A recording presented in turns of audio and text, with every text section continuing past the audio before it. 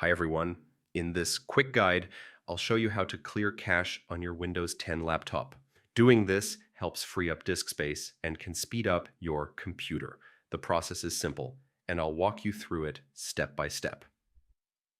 Let's begin. Press the Windows key or click on the Start menu to open it. Now type in Disk Cleanup and select the app from the search results. A small window will appear asking which drive you want to clean. Usually you'll pick your C drive. Click OK to continue.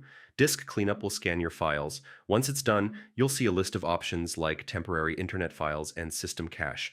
Check the boxes for the items you want to remove. For even more space, click on Clean Up System Files.